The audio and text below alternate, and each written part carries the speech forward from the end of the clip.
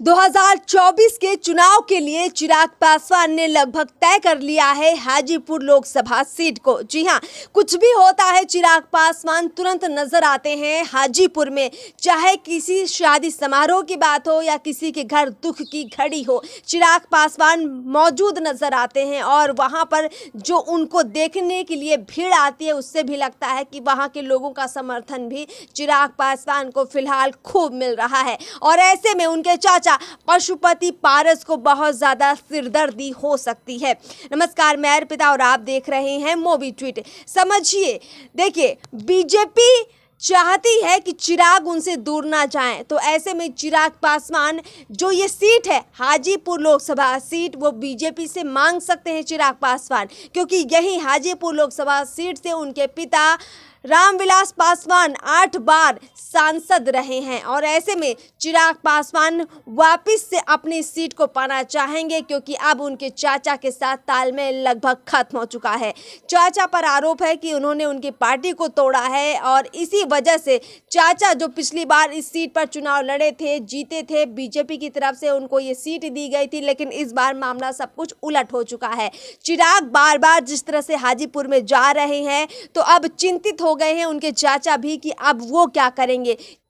क्या वो बीजेपी से कोई और लोकसभा सीट की मांग करेंगे या फिर उनके चाचा भी अड़ जाएंगे बीजेपी से कि नहीं, हमको भी हाजीपुर लोकसभा सीट दीजिए। तो ऐसे में ये जो हाजीपुर लोकसभा सीट है बहुत दिलचस्प बन चुकी है। चाचा भतीजे के किस्से की कहानी गढ़ेगी ये लोकसभा सीट। आपको बता दें कि अभी जमुई से चिराग पासवान सांसद हैं, 2 बार रह चुके हैं वहां से सांसद, और ऐसे में अब जमुई की सीट को छोड़कर ऐसा लग रहा है कि हाजीपुर लड़ना चाहते हैं, हाजीपुर से लड़ना चाहते हैं चिराग पासवान।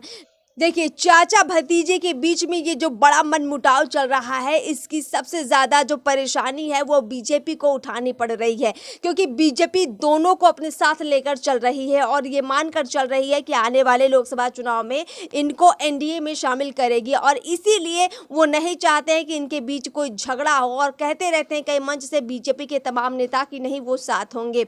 अब ऐसे में बीजेपी कैसे बंटवारा करेगी इस सीट का, यानी चिराग भी अड़ जाते हैं हाजीपुर के लिए, उनके चाचा भी अड़ जाते हैं, तो बीजेपी क्या फैसला लेगी ये भी देखना दिलचस्प होगा। कुल मिलाकर ये लगता है कि चिराग पासवान को टक्कर देना फिलहाल मुश्किल है उनके चाचा के लिए, क्योंकि चिराग पासवान की लोकप्रियता पिछले कुछ समय में बहुत ज़्यादा बढ़ी है, क्योंकि चिराग नीतीश कुमार को जिस तरह से घेरते नजर आते हैं, हर मुद्दे पर नीतीश कुमार को वो जिस तरह से सवालों में घेर लेते हैं, उलझा देते हैं, उससे उनके चाचा कहीं ना कहीं फीके पड़ते नजर आते हैं, क्योंकि ना तो उनके इस तरह के स्टेटमेंट नजर आते हैं उनके चाचा के, यानी पशुपति पारस के, ना ही उनके कोई ऐसे बड़े फैसले नजर आते हैं जिससे कि वो चर्चाओं में बने रहे, जिससे कि वो लोकप्रिय नजर आए।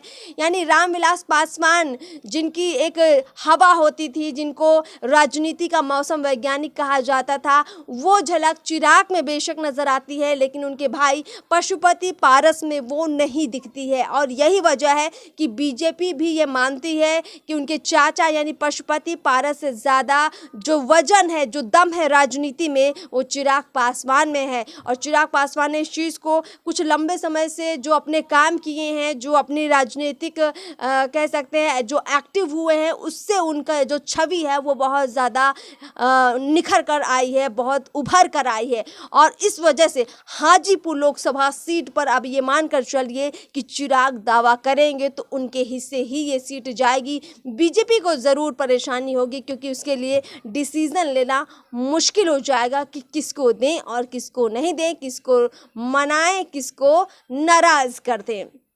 तो फिलहाल इस विश्लेषण में इतना ही, इस चर्चा में इतना ही। चैनल को सब्सक्राइब कीजिए, फेसबुक पेज को फॉलो ज़रूर कीजिए। नमस्कार।